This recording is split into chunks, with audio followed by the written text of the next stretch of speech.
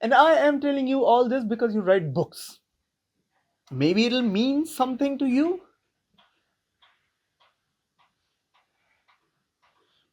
Okay, I'll be honest.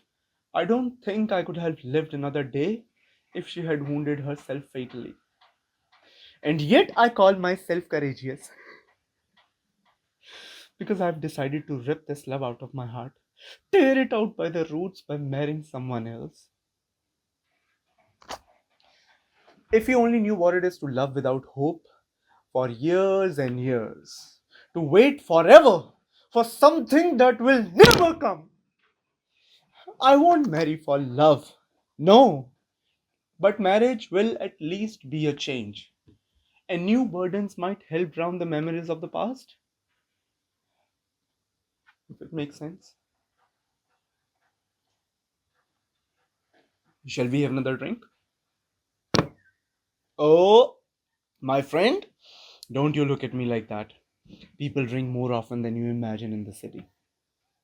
Most do it in secret. Not openly like I do. I like strong stuff. Like good for pain. Just looking at you, man. You're so easy to be around. It almost makes me sorry to see you go. Why you're going?